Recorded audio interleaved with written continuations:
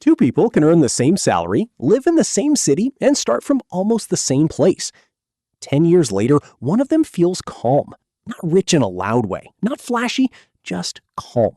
Bills are paid, savings exist. The future does not feel like a threat. The other person earns good money too, but somehow every month still feels tight.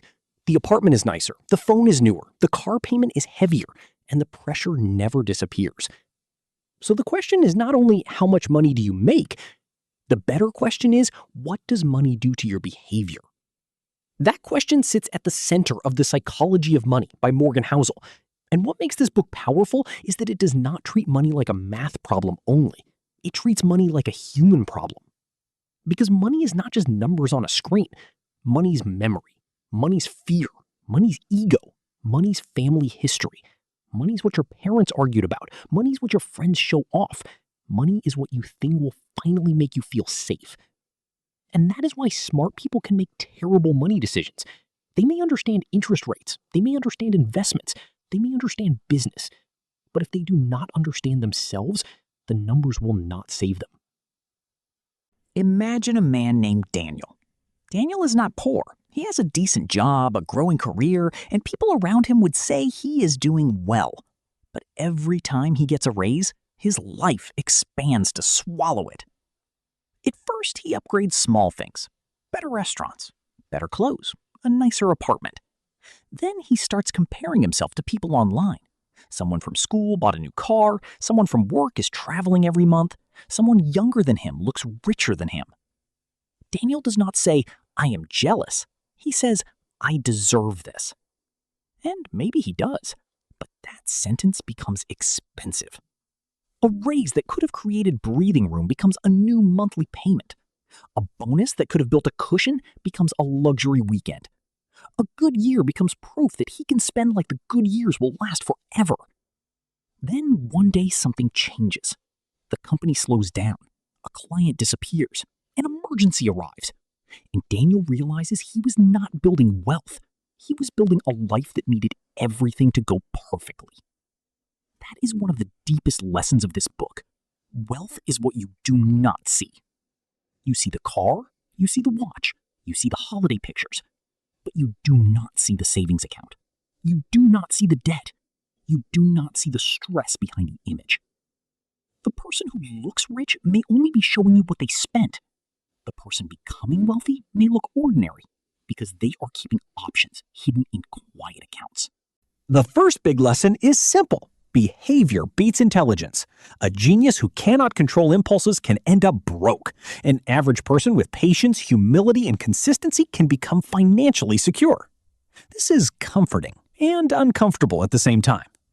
Comforting because you do not need to be the smartest person in the room to improve your money life. Uncomfortable because it means you cannot blame everything on not knowing enough. Sometimes the issue is not information. Sometimes the issue is emotion. You know saving is good, but you spend because stress wants comfort. You know debt can be dangerous, but you borrow because status feels urgent. You know investing needs patience, but you panic because red numbers feel personal. Money decisions happen in real life, not in spreadsheets. They happen when you are tired, when you are embarrassed, when someone you know seems ahead, when you want to prove you are not behind. So the goal is not to become emotionless. The goal is to build a system that protects you from your worst financial moods. The second lesson is that freedom is the real dividend. Many people think the goal of money is to buy more things, a bigger house, better clothes, a more impressive lifestyle. But often the greatest thing money can buy is control over your time, the ability to say no, the ability to leave a toxic job, the ability to take care of someone you love, the ability to sleep without calculating every bill in your head. There is a quiet kind of wealth that does not photograph well. It is waking up and not being trapped. It is having choices. It is being able to pause before making a decision because desperation is not standing behind you. Daniel did not understand that at first. He thought money was for upgrading life. Later, he realized money was for protecting life. This is why a modest emergency fund can feel more luxurious than a luxury item. The item impresses people for a moment. The cushion changes how you breathe. The third lesson is that compounding needs patience. Everyone loves the idea of growth, but few people love the boring middle. Compounding is not exciting in the beginning. It often looks like nothing is happening. You save a little, you invest a little, the number moves slowly. Then life tempts you to stop. You see someone making quick money. You hear a story about a huge win. You wonder if your slow plan is foolish. But compounding is quiet for a long time before it becomes obvious. The danger is that people interrupt it. They stop, restart, panic, chase, compare, and change direction too often. They want the harvest without respecting the seasons. In modern life, this is harder than ever. Social media shows you highlight reels of people who appear to be winning quickly. But you rarely see the full timeline. You rarely see the risk, the luck, the debt, or the years of invisible work. The book reminds us that money success is not only about getting high returns, it is about staying in the game long enough for good decisions to matter. So what does this mean for an adult watching this before sleep, maybe after a long day of work? It means your money story is not finished. Maybe you made mistakes. Maybe you spent to feel better. Maybe you avoided your bank account. Maybe you compared yourself to people who looked ahead. Maybe you believed earning more would solve everything, and then discovered that more money without better behavior only creates more expensive problems. But that is not the end of the story.